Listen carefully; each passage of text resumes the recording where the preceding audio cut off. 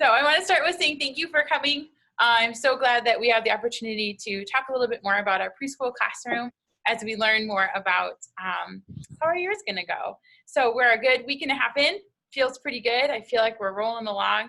Kids are feeling more comfortable in the room, getting to know each other, learning, making sure they know each other's names, which is great. We really try to encourage them to use each other's names when they talk, and so they don't come over to me and go, "That girl? Well, that girl, what's that girl's name?" So we've been working on that at home. So hopefully you're hearing stories about other people they're playing with and not just that girl or that guy. So, but we're settling in and it's going really well. So I have a kind of a list of things I'm going to roll through here. First one is folders. So everybody's got a folder with their name on it. On the inside, it talks about return to school, return to home. I try to put things in there, like if it's, because a lot of times they bring home lots of papers that they've colored, especially some are big colorers. So I try to keep the notes that might be from the office in a different spot so you see those right away. They don't get lost in all of the pictures and fun stuff. So I'll try to keep that, but I can't promise that. Sometimes at the end of the day, we're just making sure everybody has stuff in a folder, but I'll try to keep return to school and keep it home. The tote bags are ordered. I've emailed the guy 4 times about he was clarifying the design and the color, and I'm like, it's great, run them off. So hopefully I'll have those, they said, within a week. So we're pushing that week, so I'm hoping soon. So I have our folders here, and we'll have our tote bags for that. As far as communication I send home, each month I'll send home the calendar for the month, and it'll include like the days we have class. So if there's a day off, it will say no school for whatever reason. I try to put birthdays on there, our need to know night Zoom meeting, and then over on this side I include what our Bible story of the week is. So you can kind of touch on that at home with the reference point there for the Bible verses, and it's great if you can talk about that at home. Read the story from the Bible or your children's Bible, so you know what we're talking about in here. Every Monday we also have our newsletter that goes home. I try to include some pictures from the week before, and also on every copy, sometimes it gets pushed to the back, is my contact information. So my home phone, my cell phone number, my email. Please don't ever hesitate to call or send me an email if you have any questions, especially in the preschool age. There's so many. I listen to like what both my kids say at home, and without context, you're like, what? I have no idea what that story is about. And sometimes I'm so happy to provide context for any of those stories that you're like, either you don't know what they're talking about, or you're like, that doesn't sound right. Please call, ask me. I would love to tell you about it. So as another thing I've been trying to, because this year feels different, usually I have parents walking kids in, picking them up from our classroom. Since we're not doing that, I'm trying to look for other ways to make sure that you can see what's happening in our classroom. And so I've tried to text you pictures after classes so that you can see your kid interacting in the classroom, being happy, enjoying their time, seeing what they're up to. Another way I'm going to try to do this is through an app called Seesaw. And you can download it on your phone. You can visit the website. And but it's a real quick, it's an easy app for me, and for you. So when you log on, you'll be a part of Mrs. Newman's 4-year-old class, and I can upload pictures to share so that you can see them all that way, and I won't be texting you, but you can scroll through and see like what we were up to that day. And it provides a great opportunity for you to be like, hey, I see that you were in the shaving cream today. Who's that you were playing with? What did you draw on the shaving cream? So it's another way for you to kind of make those connections and see what's going on in the classroom. So I'll be sending home, I have the codes here. So what you'll do is you'll download the app, you'll get this code, and it actually has a button at the bottom that says scan. You just scan the QR code, and that should get you ready to roll. So just a way, I'm still learning how to use it as well, but I think it's going to be a great way for us to kind of share back and forth, and you can see what's going on in the classroom. We do ask that you would keep the codes for yourself though, not to share it out, because this will be a chance for us to share classroom things. Also, if we do end up in a remote learning situation, I'm going to use Seesaw to post like pictures or to post activities and videos and things to do Last year we hadn't had a Google site. We'll kind of use that and Seesaw as a way for you to share back and forth with me. So I'm still learning how to do that. Hopefully it's not going to be a situation we need, but just in case, we're ready for that. We will have coming home the Scholastic book orders. They look just like they did when you were in school. Really nostalgic looking. The only difference is that you can also order online. So you can look through here, have your kids circle the one they want, which is like all of them or only the ones with toys or whatever. And then you get to make the parent decision to pick out the books you want them to have. And then on the back, I'll include a note with the first one I send home. We'll have our class code and you can go in and order it. They get shipped to the classroom and everyone gets really excited when I put books in their backpack. If you want it to be a secret, I put them in a different bag and find a way to secretly slip you books to keep them a surprise. Just let me know that in advance so I don't ruin any surprises. Around Christmas, I try to always just sneak them to parents. It'll be a little challenging this year, but I think we could do it. So that'll be coming home. I'll send them home monthly. Don't feel obligated, but it's a great way for me to add more books for a book corner and for things like that. As far as delay days, so if we're on a 2-hour delay, we start 2 hours late. Now, for our half day, that meant that our 8 o'clock class that started at 10 would end at 11:30. This year, we'll have to kind of do a little chatting about that for the people that leave at 11, because it would be going from 10 to 11:30 instead of from 8 to 11, but we go to lunch at 11:15. So that would be kind of a communication point. I was just thinking about that this afternoon, that for a delay day, we'd start 2 hours late, but instead of leaving at 11, I can either hang out in the room and we can do some extra activities till 11:30, or we can communicate about that. I never had delay days until I moved here. We were always just in Buffalo. If it snowed, we were done. Like, and it had to be a lot of snow. And then in Kendallville, you just need like a few flakes and we'll call it off and you can stay home, which sometimes was kind of nice. But then last year, I feel like it happened a lot. There was a lot of snow days and then we were just at home. So my 3-year-old class, man, I missed a lot of days with them, with Tuesdays and Thursdays and then not being in school. So hopefully we won't have too many of those and they come at appropriate times when we could use one, not when we're over it. So snack time, I wanted to quick talk about that. So we have snack in the morning around 9:15, 9:20, kind of depends on how we go through our other activities. And that one is a snack they bring from home, or you can purchase the school snack. There's also the offer of milk, of white milk or chocolate milk. And Mrs. England will ask, would you like white milk? Would you like chocolate milk? And then that gets charged to your lunch account and it's 45 cents per carton. And so she'll offer a glass, and if they drink 2 glasses, it's a carton. She has a very great system worked out. I haven't even messed with it because Mrs. England just has been here forever and just knows how to do milk. So that is Mrs. England's thing. But I will get that will get billed to your account for 45 cents a day. If you don't want your child to have milk, please let me know and we will not offer it to them. But so if you see like 45 cents, what's that from? That's the milk.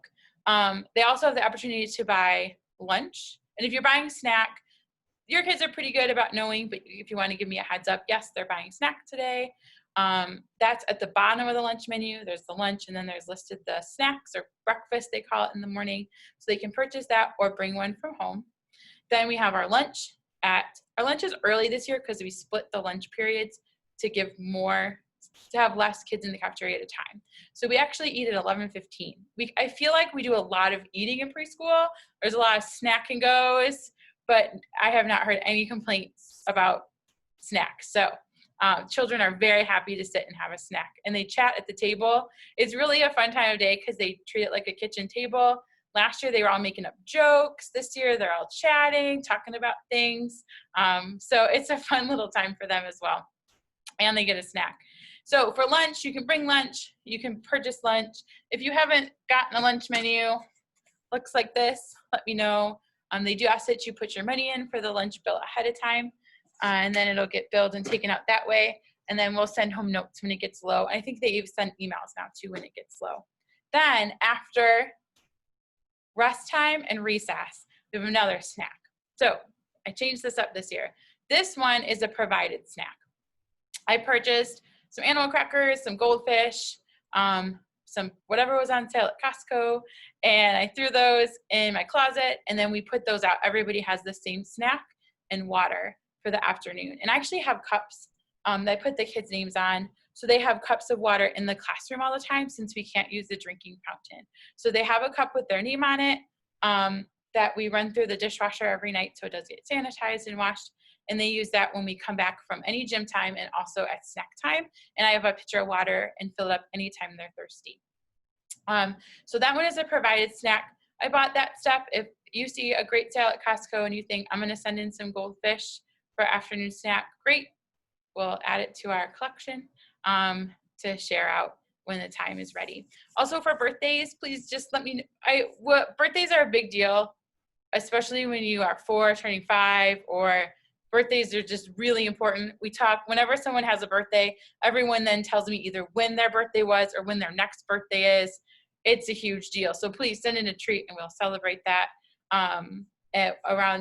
we'll talk about if it's not on the day, the closest day, just get in contact with me and we'll figure out a time for that. The other thing is we have I do try to keep an extra set of clothes here.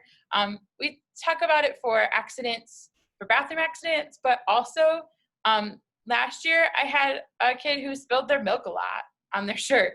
So then we had a set of clothes to change a shirt when they spilled milk. Or if you're outside and you're like, hey, don't go near that puddle, the obvious reaction would be to go into that puddle, and then you would get wet and need a new set of clothes. So we just kind of keep those handy. So if they need them, we can give those to them and they can, they'll change out and have a fresh set for whatever may be required. So our goals for preschool are, right now we're doing a lot of practicing with feeling comfortable in the room. I feel we've hit that, we're good now. And so now we're gonna start rolling through to get ready for, we talk about kindergarten readiness. We work on letters, we work on numbers. Right now we're really working on our names to make sure you know the letters in your names and also the letters of our friends' names. So we've been practicing that G is for Graham and K is for Chloe. And so we've been learning all the first letters of everybody's name and also the letters in our name. So we'll keep rolling through that and moving through the standards to get through, and we'll be ready for kindergarten. And I'm so hoping to have an entire school year this year because we got it a little cut short last year, and I'm looking forward to finishing that in person. And so you'll get some progress reports as things go on. We have conferences, and please, if you have any questions or concerns, please contact me. So we do a lot of things in the room that are practice for all of those things. They don't look like other kids. They're not going to come home with a lot of worksheets because for a preschooler, that's not what learning looks like. For them, learning looks like building the letter, talking about the letter, finding things with the letter.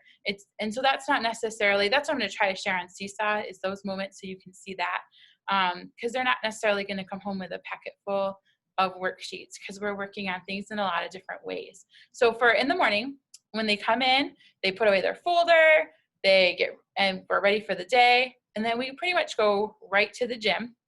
We have our time, we call it our warm-up time. We have some group and cooperative games. We work on large motor skills, things like hopping on one foot, crossing their body, lots of those good things to help them get moving with those bodies at the age for their small sizes.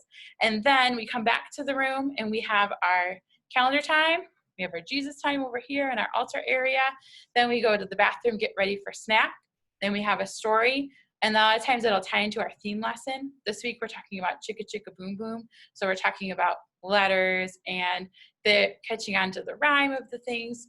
So that we'll do that. And then we go into centers. Centers for the first week was a lot of free play, but this week's going to be more concentrated activities, or starting this week and next week. So what it is yes, they might be able to play in the kitchen and they can build a puzzle over here. But I also have, like tomorrow, I have a bin of magnetic letters, and we're going to talk about them on the coconut tree. And we're talking about the letters in our name, and they have to cycle through these different centers, and a lot of those will be will relate to our theme for the week. So after we have our centers, we say goodbye to our morning friend. We end on the rug with a prayer and a story. We say goodbye to our morning friends, and then we start our head to lunch. From lunch, we come back and have rest time. Rest time's been going really well. They've been resting. I've had a few fall asleep. A lot are still kind of checking things out, seeing what's going on in the room. Mrs. England's not in the room. I'm quietly sitting at my desk, and we're talking about, we go to the bathroom beforehand, we lay on our mat. Some people have told me they hate rest time, and I'm like, but it's so good for your brain. So we talk about that as our body rest time and our brain growing time. And it's 30 to 40 minutes based on our state regulations. And then we head outside for recess, and we come back in for our snack, and then we go back into another lesson on the rug and another center time. Some of them will be the same centers from the morning. Sometimes they're different centers, kind of depending on how much everybody rotated through the centers in the morning. And then we end our day. So the days have been going pretty quickly. Some friends are thinking that they're done around 10. Generally, I have found preschoolers are done when it's time to sit down and do an activity. That's when they're like, what time is it? I think my mom's coming. But as long as they're able to play or eat, they're not worried about what time it is. It's the moment I say, hey, let's do this thing, that they're like, I don't know. I think I gotta go. So what we will continue to grow with that as the year goes on. And we'll see that happen as we go, that their attention spans and their times of learning and all these great things that are happening in their brains and their bodies, all that's going to increase as we go on throughout time. They're still getting used to the room. They're still getting used to each other and the routine and the schedule. We've been so out of everything for 5 months. So this whole idea of being back together is new, and it's exciting, but it's a lot to learn. And so as they're getting more comfortable with that, we'll see that go even smoother. So I will open it up if anyone has any questions.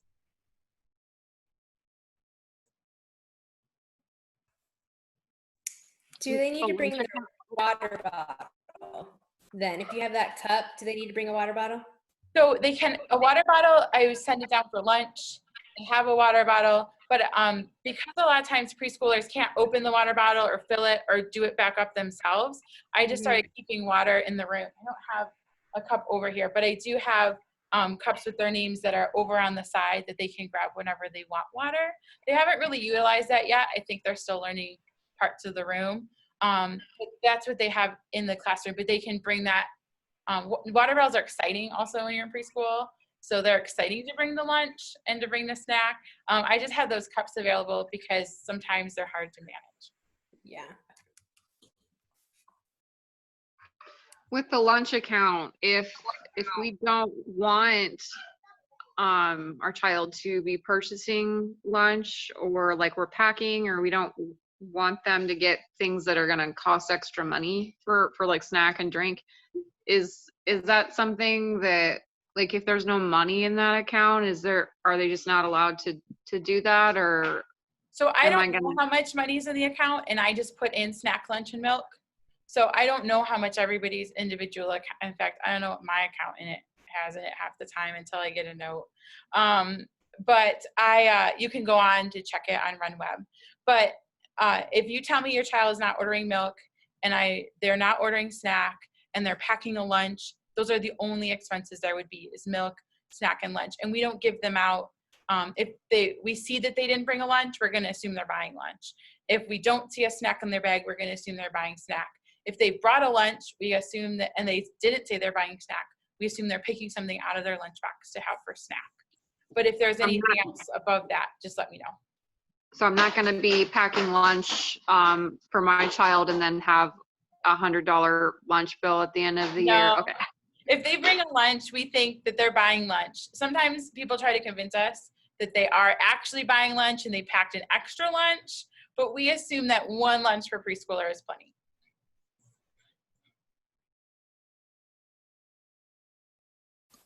What's the best way to communicate that with you? Like if they shouldn't have milk or whatever, like for that day? If you like if they're, like generally we're going to check and see. Lunches are super easy to spot if they brought a lunch or if they're having lunch. If you help them, and part of it is too, even when I know, I ask them because I want them to get in the habit of knowing yes, please, or no, thank you, because they'll need that for next year. So I will ask them that. But if you want to stick a note in their folder, we do check their folders every morning, some stuff in the office that needs to be, but a note would probably be like a post-it in the folder, like, hey, no milk today, would probably be the best way for me to hear that. Okay. I could just see Ezra like trying to trick you on that or something. I did have a student last year who would pretend to not, they were like, I don't have any snack. And then I talked to them and we were like, oh, I guess you're buying snack. And we talked to their mom. She was trying to make him more independent and pack his own snack. So then he would not pack it and be like, gotta buy a snack. So that happens. Preschoolers get tricky, but Mrs. Naylor and I try to stay on top of it. Are there any like miscellaneous supplies that you would like additional pieces of for the classroom? Any art supplies or anything like that? We're actually pretty good right now. Mrs. England and I were just kind of sorting through and checking out stuff from last year, and we're in pretty good shape right now. But thank you. I'll let you know. And we have lots of Kleenexes. We're good on those. What do progress reports look like for these kiddos? So that's something I'm working on right now. There's a lot of it hasn't been something that has been done before. So that's something that I'm kind of working on as part of my curriculum. We do have our conferences for sure. So we have parent-teacher conferences that I believe are in, last year they were like in January and October, I think. At the end of the first, I'm sorry, I don't quite remember. But yeah, we do have those conferences, and I'm going to try to have things put together, and it's not going to look like letter grades. It would be more standards based or just kind of goals that we're trying to go for, like, hey, can you identify letters in your name? Yep, fall and spring, just to kind of keep track of that. And it would only be fall, what I'm going for is fall and spring would be when those would come out. So not quite end of the year, a little before that, and then so it'll kind of look like a pre and post, beginning end of year kind of thing. If we do end up going to a virtual learning, what does that look like for this age group? And will they be provided with the technology to accommodate that, or is that something that we will be responsible for? So what I did last year, we did not provide the technology for students, but what it was last year was there was a Google page, and each classroom had a Google site, and each classroom had a site on there. So you would click on the link that would go to this page, and I would have every day, I would have a Jesus time video, like a learning activity video, a read aloud, and 2 activities to complete at home. And then so what parents did was take pictures of that and text it to me, or let me know if they did it. This year I'm hoping to use Seesaw as that you can share it to there and post it back. But it would be something, it's not going to be downloading. This isn't going to be like you have to log on to a site on your computer and complete an activity like MobyMax or anything like that, like the older kids do.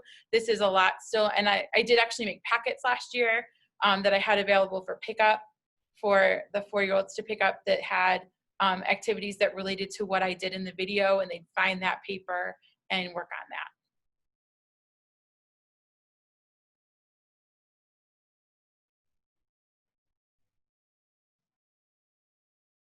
Any other questions? Well, it's been really fun getting to know all the students as our year goes on, and it's so fun to watch them grow. I forget how little they are at the beginning of the year, and that then by the end of the year they blossom, and they just are able to do so many more things than when they came in the classroom. And I'm so excited that we have the opportunity to do that together.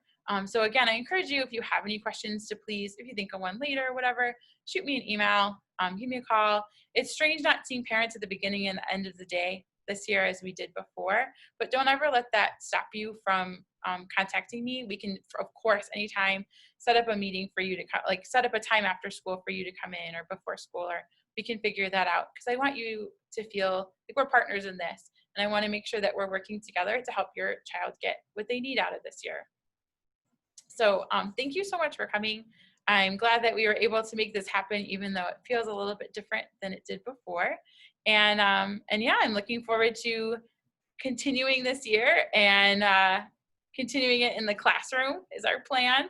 And I'm looking forward to watching everybody grow and learn as the year goes on. Well, thank you so much. I will looking forward to seeing all the smiling faces of your little people tomorrow morning. Thank Awesome. you. Thank you.